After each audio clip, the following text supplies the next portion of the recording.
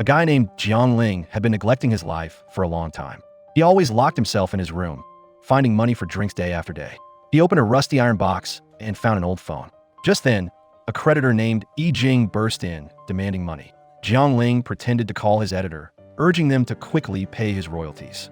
He postponed the debt until next month, but Yi Jing made him call the editor back. Jiang Ling just pressed a random number, but unexpectedly heard a familiar voice. She was the girl he could never forget in his entire life. Yi Jing snatched the phone, urging the editor to quickly pay Jiang Ling.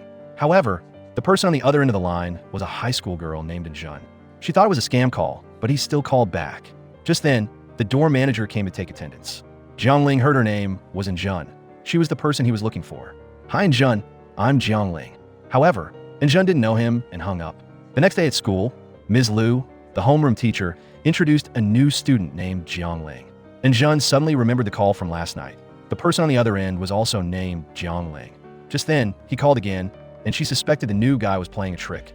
Ms. Liu confiscated the phone, punishing the student for being distracted during class. When recess came, Jun went to confront Jiang Ling, but her best friend, Li Qiu, stopped her, not letting anyone approach the hottie in her heart. Meeting Jiang Ling after school, Jun called him to catch him red-handed. He questioned, "How do you know my phone number?" Jun guessed Jiang Ling had a split personality, which was why he didn't remember calling her first. Suddenly, a thunderstorm broke out, and just then, Jiang Ling called. However, the person on the other end of the line was not the Jiang Ling standing in front of her. Jun cried out in fear, and Jiang Ling heard a voice exactly like his. However, Jiang Ling only perceived a harsh, ear-piercing sound. He thought she was hallucinating, so he left first to see the physics teacher. Jun asked about the space-time call, posing a myriad of questions, but the teacher said that if he could understand everything, his picture would already be on the wall. Back in the dorm, Jun received another call. The person on the other end officially introduced himself. "I'm Jiang Ling, 2024. I heard Jun was in the dorm, guessing she's living in 2012. He recounted some events from 2012 to prove his words, especially one thing that was about to happen. The entire next morning, Jun was eager to verify the truth. She waited for the clock to strike exactly 12 noon, then rushed to the cafeteria. Sure enough, a bespectacled male student named Xiao Shi dared to bring outside food into the school. He, like all students, was fed up with the tomato scrambled eggs on the daily menu. However, the arrogant chef threw Xiao Shi's food onto the ground, so he immediately smeared ketchup on his face, inciting his friends to resist the oppression. Xiao Shi wanted to prove his capabilities to Li Qiu, and even directly threw a tomato at the principal's face. Jun didn't expect the scene before her to be exactly as Jiang Ling 2024 had predicted.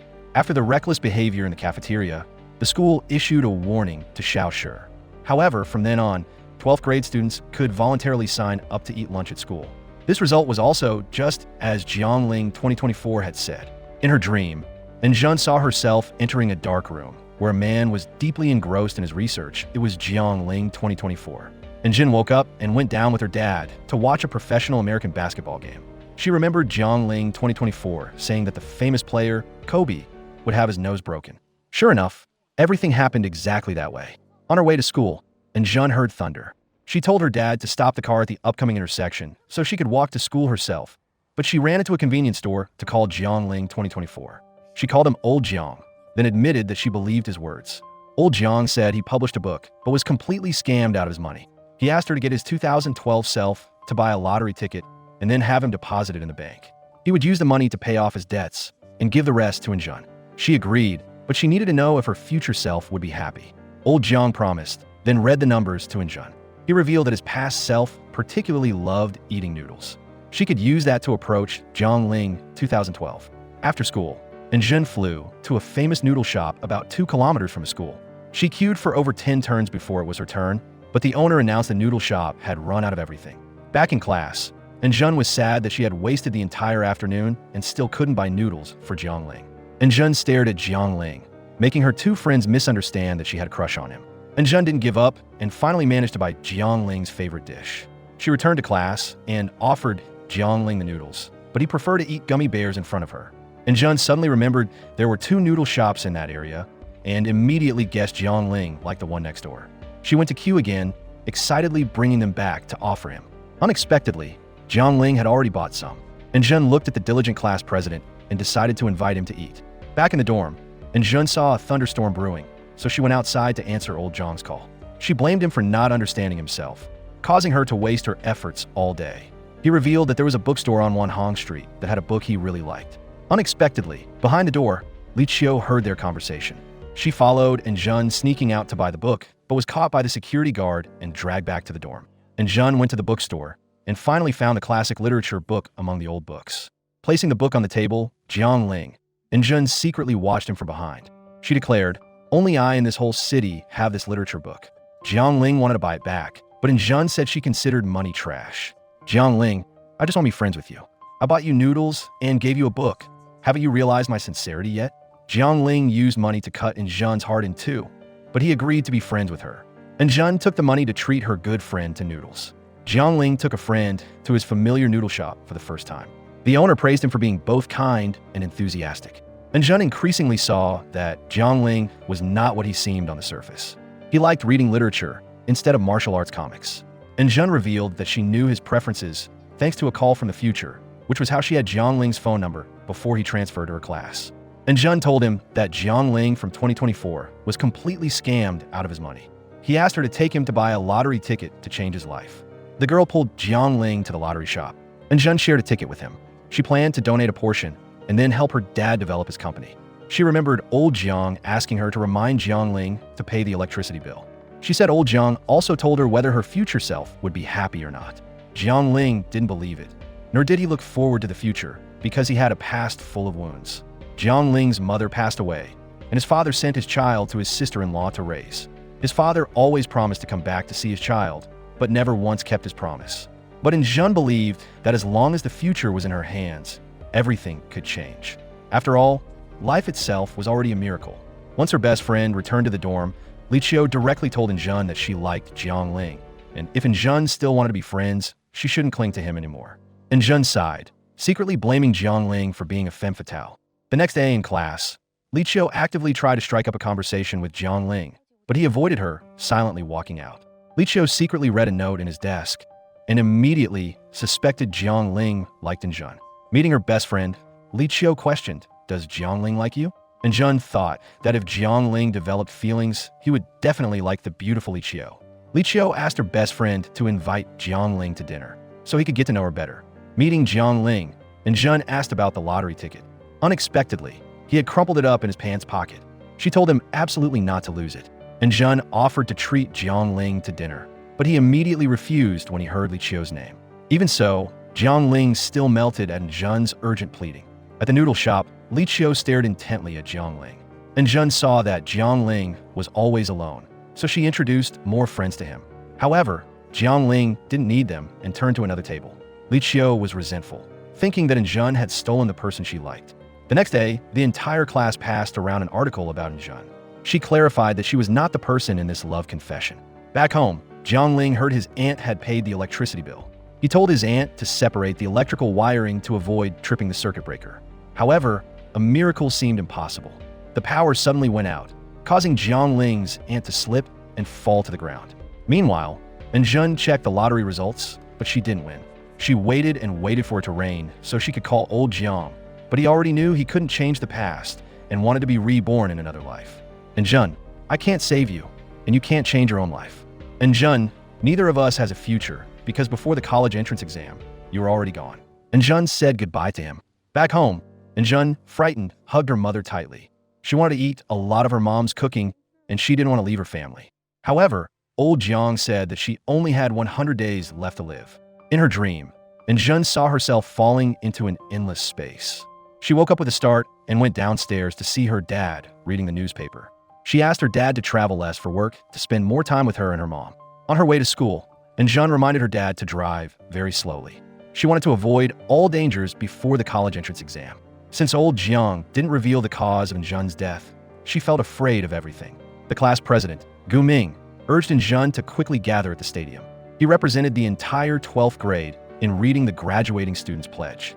And Jun didn't see Jiang Ling, and he was also absent from the stadium throughout the class. Meeting the class president in the cafeteria, and Jun asked him if he knew where Jiang Ling was.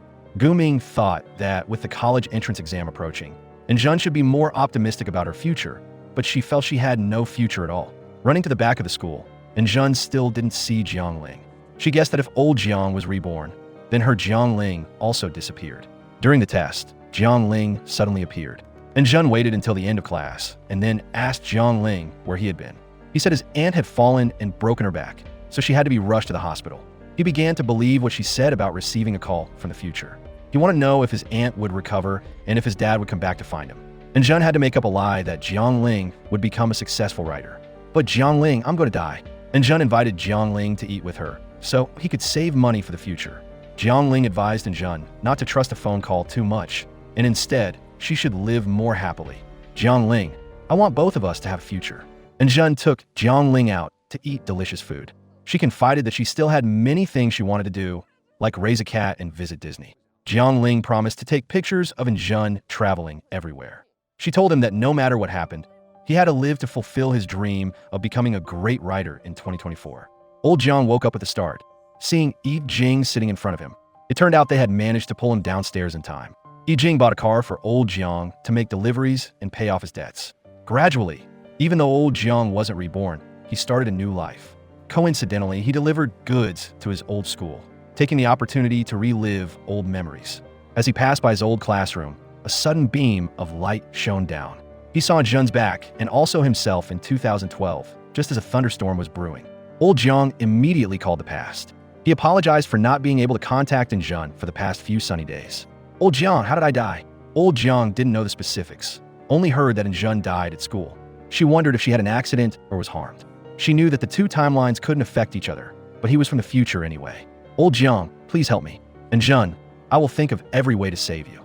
In class, Li Qiu placed a bottle of milk on Jiang Ling's desk, just as Jun came in with news, accidentally dropping a sticky note from the bottle cap. She said old Jiang had just called and promised to save her, but she didn't understand why she died at school. She saw the old fan on the ceiling and was afraid it would fall and hit her head. Outside, Li Qiu glared resentfully at Jun being close to Jiang Ling. Back in the dorm, Jun saw Li Qiu ignoring her. She discovered the water bottle was full of sediment, fearing someone had poisoned her. Waking up in the middle of the night, Jun got up to drink water. She found a jar of white powder in Li Qiu's closet, but unexpectedly, Li Qiu was standing right behind her. Li Qiu snatched the jar of powder and silently went into the bathroom. Jun was too scared to sleep again. Meeting Jiang Ling the next day, Jun suspected someone wanted to poison her. She felt Li Qiu was very strange, but believed her best friend wouldn't harm her. She wanted to ask old Jiang, but the sunny weather only allowed her to call Jiang Ling in 2024. Old Jiang began investigating Jun's death. He visited her mother, introducing himself as Jun's old classmate. Her mother was surprised that after 12 years, someone still remembered her daughter. She led old Jiang into Jun's room, where her belongings and photos were still intact. Meeting Li Qiu, who was working as a bar dancer, Jiang Ling asked a few things about Jun. Li Qiu didn't remember what happened 15 years ago and didn't want to bring up the past. Just then, a client came to pick her up, and Li Qiu rushed off first. Old Jiang had no choice but to go to the amusement park to meet a friend from Jun's old group named Chi-Chong. He asked his old classmate to help him approach Li Qiu. However, Chi-Chong hadn't contacted her in a long time. He suggested old Jiang ask the class president, who was both kind and capable. Old Jiang remembered that years ago, he heard some hooligans making inappropriate remarks about Jun and Li Qiu. He got into a fight with them, and it was the class president who came to break it up. Guming knew Jiang Ling was close to Jun, so he hoped the two friends would help each other with the college entrance exam, and if they didn't understand anything, they could just ask him. Back in the dorm, Jun looked at an old picture with Li Qiu. They had once played volleyball together. Li Qiu always appeared when Jun needed her most. They worked hard, striving to lift the volleyball championship trophy. Just then, Li Qiu came in, locked her locker, and promised to talk to Jun tomorrow. A thunderstorm brewed, and Jun quickly called old Jiang. She confided that Li Qiu had been very strange lately. Coincidentally, old Jiang had just met Li Qiu and felt she was hiding something. He didn't know what had happened, but she was working at a nightclub. He warned Jun to definitely be wary of Li Qiu. With danger approaching, Jun asked Jiang Ling to teach her self-defense. He took her hand, gripped his collar, and instructed her on each defensive move. Jun wanted to learn a short trick to quickly subdue an opponent. Jiang Ling taught her to find the thumb and bend the enemy's hand backward. Jun preferred to learn cooler moves like pushing an opponent to the ground. Jiang Ling instructed her to loop her arm and throw the opponent down. Jun practiced, but wasn't strong enough to push Jiang Ling. He smiled cunningly and pulled her down with him. The sunlight shone down, making Jun seem to glow in Jiang Ling's eyes. Their two hearts suddenly wanted to burst from their chests.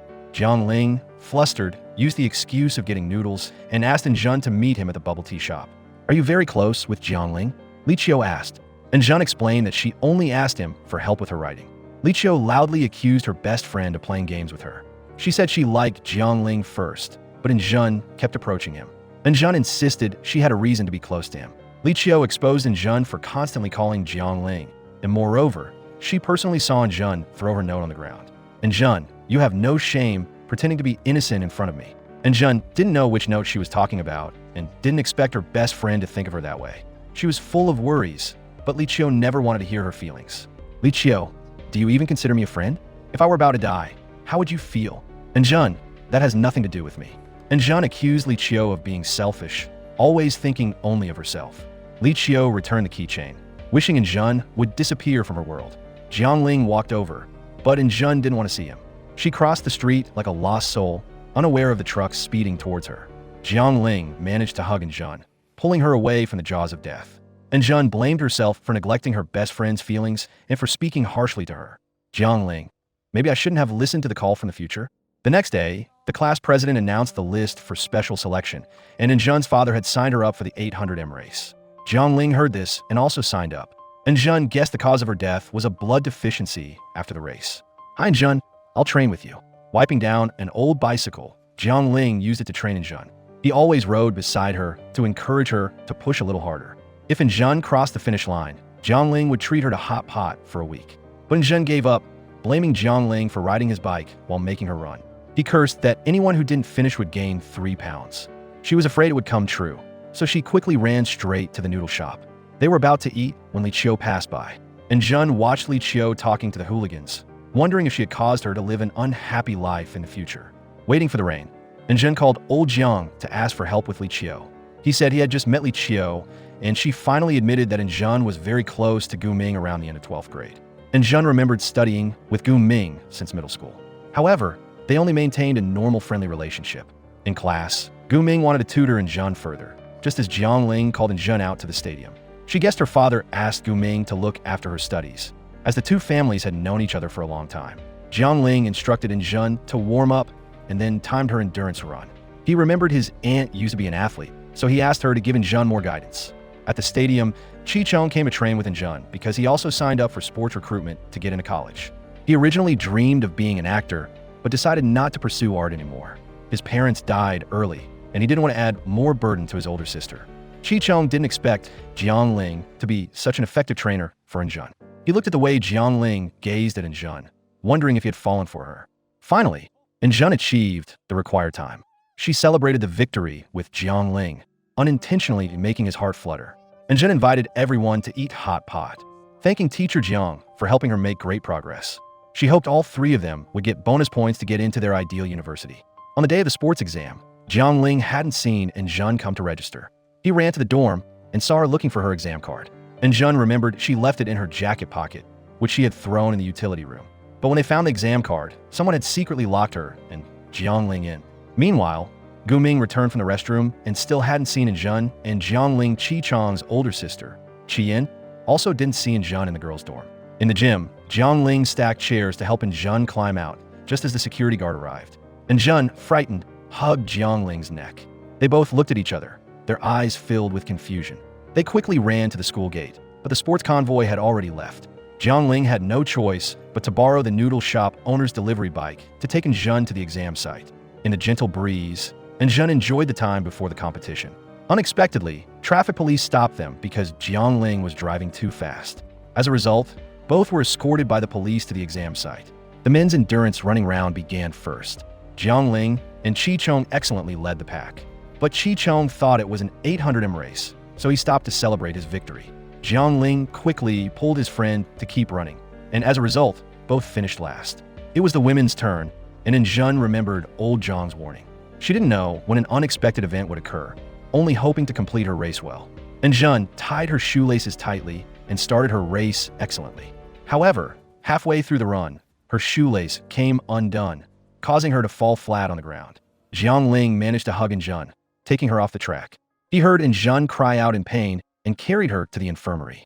Jun silently appreciated Jiangling, who was always ready to extend his hand to protect her. Just then, her parents arrived, but but only blamed each other for not checking their daughter's shoes. Jiang Ling returned the shoes to Injun's mother. Clearly, someone had intentionally cut the laces. In the infirmary, Injun answered old Jiang's call. She reported that everything was as he said, and danger was increasingly approaching her. Old Jiang said he had just followed Chi Chong and felt he was very strange. Injun wondered if her parents would still be together in the future. Old Jiang remembered going to Injun's house the other day and not seeing her father. Back home, Injun discovered a necklace box in her father's bag. She guessed her father was giving it to her mother, so she made them exchange it in front of her. Knowing Injun had difficulty walking, Jiang Ling prepared a wheelchair. Injun said her father bought new shoes and asked Gu Ming to give them to her, but she believed Gu Ming was not the culprit. Watching Jiang Ling bring Injun into class, Gu Ming reminded them that being late for class would result in punishment. Standing at the back of the class, Jiang Ling asked the class president if he didn't see Injun was limping. He refused to obey, but Gu Ming made them comply with class rules. Ms. Liu came in and called the two students down to the office. Just then, a classmate came to return shoes to Chi Chong, and Injun discovered the shoes were identical to hers, only different in size. Chi Chong was proud because his older sister bought him limited edition shoes. Meanwhile, Gu Ming met Jiang Ling privately. He affirmed that he would absolutely not harm Injun. They had known each other since childhood and grew up together, but after his father's decline, his mother fell ill. Gu Ming could only immerse himself in studies to improve his family's life. He was also very curious who played the trick with Injun's shoes. Jiang Ling recounted that on the day of the exam, he and Injun were locked in the utility room. Gu Ming suddenly remembered Chi Chong's sister seeing her brother off to the exam. She heard Injun hadn't arrived, so she went to the girls' dorm to look for her. The next day at school, Injun coincidentally met Chi Chong's siblings. She discovered that Chi Yin wore a necklace identical to the one her father bought, while her mother wore a different one. She sat down dumbfounded on Jiang Ling's wheelchair. On the basketball court, Injun was like a lost soul. A ball flew towards her, but thankfully Jiang Ling managed to stop it. Coming home early, Injun didn't find her mother at home. A moment later, Mrs. returned. She thought her daughter was at the dorm, so she didn't come home early to cook. Injun wondered where her father was. Mrs. said her husband was on a business trip to Hangzhou and would be back a little later. Waiting for her father to return, Injun asked him where he went on his business trip. He said he went to Shanghai, which didn't match what her mother said. Injun, filled with disappointment, silently returned to her room. During a heavy rain, Injun called Old Jiang. This time she wanted to know Chi Yan's future. Old Jiang remembered the last time he followed Chi Chong to the kindergarten to pick up his niece. Injun was stunned, thinking her father was going to marry his mistress. Meeting Jiang Ling, Injun revealed that her father was having an affair with Chi Yan. She asked him to help her follow them. Sure enough, Injun's father picked up Chi Yan and took her to dinner. Injun remembered this was her family's favorite restaurant. Jiang Ling, I don't have a family anymore. Jiang Ling helped Injun onto his back, carrying her back to school. MS. Liu discovered the two students skipping self-study and called them to the office. She reminded Injun not to fall in love too early and to focus all her energy on studying. Going to find Chi Chong, Injun asked him if his sister had a boyfriend. Chi Chong thought she did, but he had never met him. Injun revealed that Chi Yin was having an affair with her father. She personally witnessed them being intimate in her family's favorite restaurant. Chi Chong, you're my best friend, so please tell your sister to leave my family alone. Meeting Chi Yin, Injun questioned why Chi Yin was destroying someone else's family. Chi Yin asked her brother to believe that she was absolutely not a mistress. She promised that after Chi Chong's college entrance exam, she would arrange for him to meet her boyfriend. During the flag-raising ceremony, Gu Ming saw Injun was unsteady and asked the teacher for permission to take her back to class. Injun dozed off for a while, waking up to a new class. Gu Ming suddenly panicked because he couldn't find the milk money for the classmates. The vice sports teacher remembered that besides Gu Ming and Injun, Chi Chong and Li Qiu were also absent from the flag-raising ceremony. Calling the four students to the office, the principal personally greeted them. Li Qiu said she went back to the dorm to get her uniform.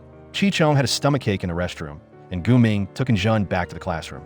Everyone had an alibi, so the principal had no choice but to search the entire class. The security guard found 2 bills with Li Qiu's name written on them in Injun's pencil case. She vehemently denied it, but everyone's suspicious eyes were on her. After inviting the parents, the school discussed a solution. However, Injun flatly denied the theft. Injun's mother asked the school to investigate thoroughly because she always gave her daughter a lot of pocket money. Injun didn't even spend all of it, so why would she take the class's money? The homeroom teacher thought that if the amount, which was over 10,000 yuan, couldn't be found, they would have to call the police. Injun's father wanted to compensate the money first and then continue the investigation at school, but Injun objected because her father compensating the money meant admitting she was the culprit. Seeing that other classes were all drinking milk, the classmates blamed Injun. Jiangling offered to buy milk for the whole class, but Li Qiu advised him to urge Injun to pay. Injun remembered that Li Qiu was also absent from the training ground, so she wasn't qualified to suspect her. Jiangling wondered, everyone has been studying with Injun for 3 years. Don't they understand her character? Even Qi Cheng, who was close to her, turned to gossip, and the class president also ignored the rumors. Jiangling hoped that everyone would be a little more rational before there was concrete evidence. Meeting Injun outside, Jiangling apologized for not being able to protect her. Injun was resentful because she also lost money like everyone else. Injun, no matter what anyone says, I still believe you. Injun told Jiangling to stay away from her, not to let himself be implicated. She arranged to meet Jiangling after school. Guming found fingernail polish marks on the money bag. He remembered that Li Qiu had just painted her nails this morning. Back home, just as a thunderstorm broke out, Injun quickly called old Jiang. He still remembered the milk money theft, after which Injun's father compensated over 10,000 yuan, but he suspected Qi Cheng was involved. After school, Jiangling followed Li Qiu. He caught the hooligan blocking her path and demanding money. At the noodle shop, the owner returned the change to Jiangling. He found a 10 yuan bill with Li Qiu's name written on it. However, the owner didn't remember who gave him that bill. Returning to class, Injun was heartbroken as everyone avoided her. Ms. Liu came in and asked some students to help distribute milk to the whole class. Everyone was discussing how Injun's father compensated for the milk fee, proving she stole the money. Based on the 10 yuan bill, Gu Ming analyzed that Li Qiu wouldn't spend a bill with her name on it, and besides, she hated eating noodles. Gu Ming wanted to play a psychological game by asking the owner to display the 10 yuan bill at the counter.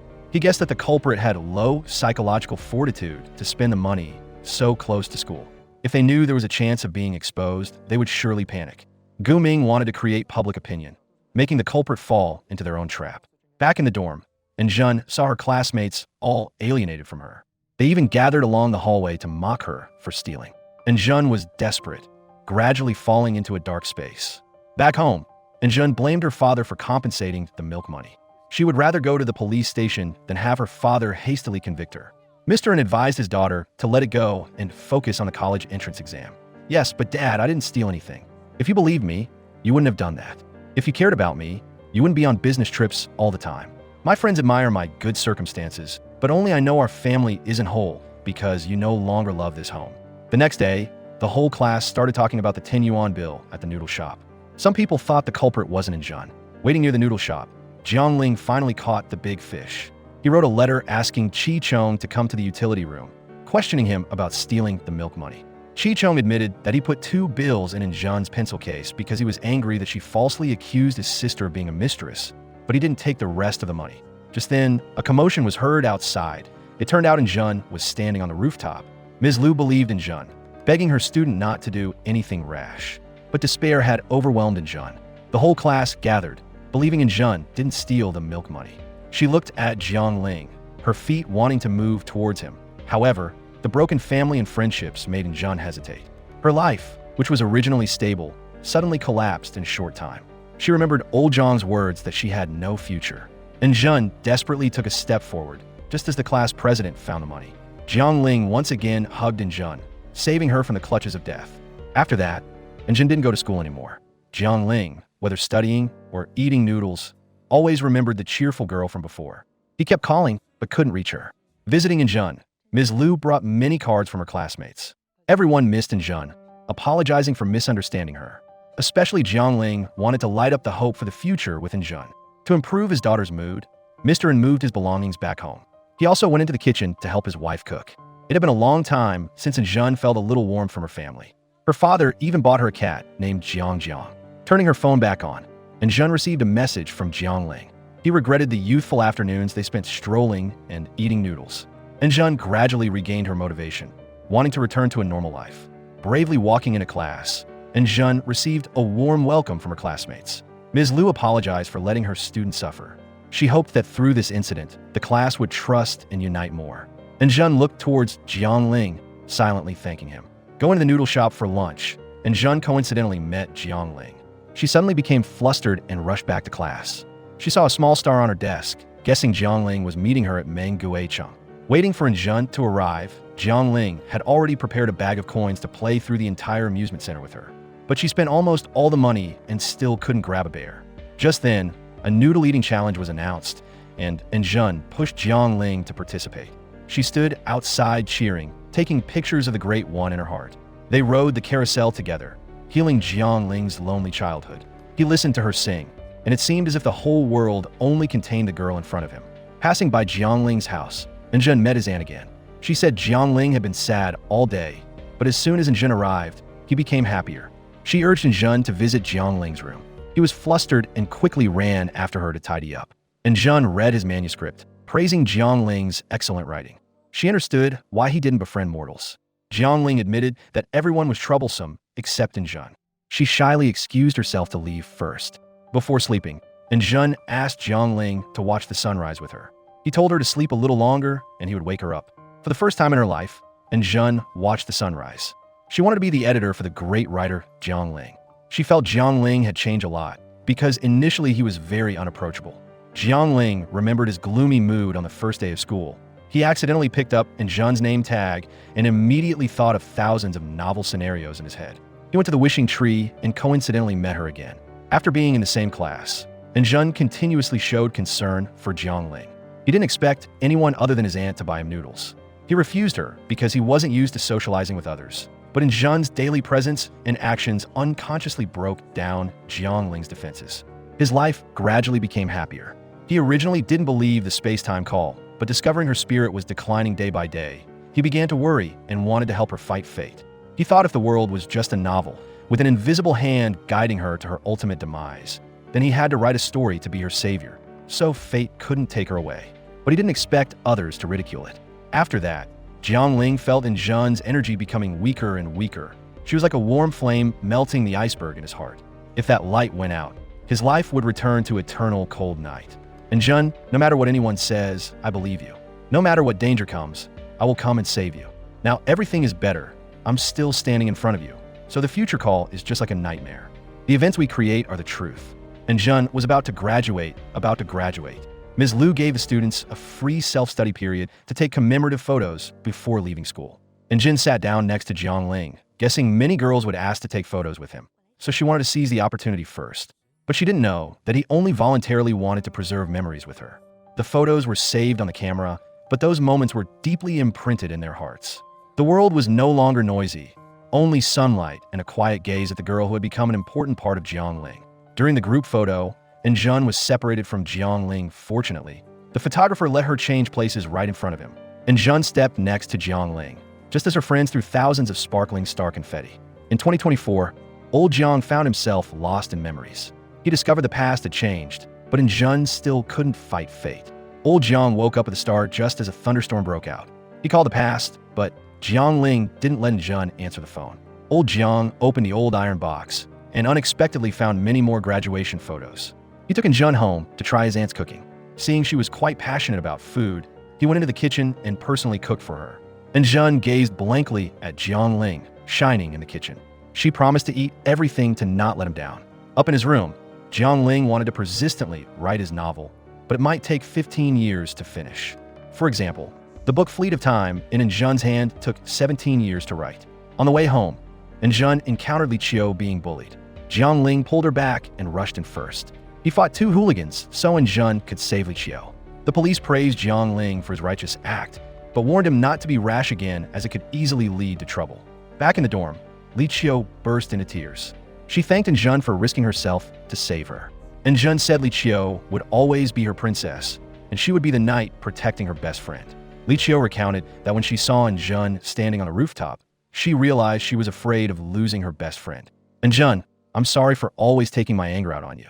Li Qiu, we will have a good future. Inviting Jun to the wishing tree, Li Qiu hoped the two best friends would reconcile.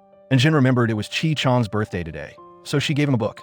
Chi Chong knew Jun would definitely come, so he bought a lot of snacks. The whole group, as always, happily celebrated Chi Chong's birthday. Li Qiu told Chi Chong to be braver and then made an excuse to get some fresh air. Chi Chong stammered, unable to speak, when Jun apologized first. She knew the adult matter had nothing to do with Chi Chong, but she took her anger out on him. Chi Chong was about to admit to the milk fee incident, just as Li Qiu returned to celebrate the birthday. On a heavily rainy night, Jun received another call from old Jiang. She reported that the milk money had suddenly appeared in the classroom. Old Jiang thought that the direction of Injun's timeline had begun to change, and furthermore, the two timelines could not affect each other. Injun thanked Old Jiang for helping her get to know 58-year-old Jiangling. In her timeline, although he was cold, he had a warm heart. He had helped her overcome her harsh fate. Old Jiang thanked her and said goodbye. Goodbye. Meeting Jiangling at school, Injun said she had said goodbye to Old Jiang. She saved his name in her phone as classmate Jiangling inviting her friends to dinner. Jiangling personally cooked to show off his skills.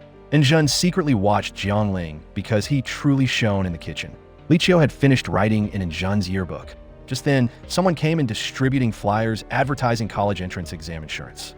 Watching Jiangling intently writing his novel, Injun praised him for having the demeanor of a great writer. She guessed the manuscript that circulated in class earlier was also written by him. She vowed to be a reader awaiting the story's ending. Jiangling made an excuse that it wasn't finished yet and was also kept at home. Injun thought she, representing the audience, could offer some suggestions. Arriving at Jiangling's house, Injun became his first reader. She found it very good, but wanted to post it online to get more opinions from others. She especially liked the part where, many years later, the two characters coincidentally met again at a ball. They held hands and danced a romantic tango. During the mock exam, Guming asked to submit his paper half an hour early and rushed out of the classroom. Injun felt that the class president had been very strange lately. He was always busy and didn't even come to evening self-study. Checking the exam results, Injun congratulated Jiangling on once again surpassing her. But this time, Chi-Chong made remarkable progress, rising to 80th place, while the class president plummeted to 57th place. In 2024, Old Jiang, after losing contact with Injun, tirelessly wrote a novel about her. He woke up in an unfamiliar room, which also had Injun's clock model. He quickly called to accept a delivery order, but Yijing's phone number had become a financial company. Old Jiang paused when he saw the novel he had written. He unexpectedly discovered 2 old literature books still contained Injun's inscription. He guessed his timeline had changed and suddenly recalled all the events that happened in the past. Injun, you're still alive. Old Jiang joyfully searched for his phone to call Injun. However, he still couldn't reach her. He sped to Injun's house, but the maid said the owner was abroad. He went to look for Chi-Chong and Li Qiu, but no one knew them. Old Jiang continued to the school to find Ms. Liu, who was now the principal. She seemed to know in advance that her former student would come to see her. Old Jiang confided that he had been dreaming about Injun lately, and the memories flooding back made him feel like she was still alive. Ms. Liu thought Old Jiang's feeling was right, but Injun was truly gone.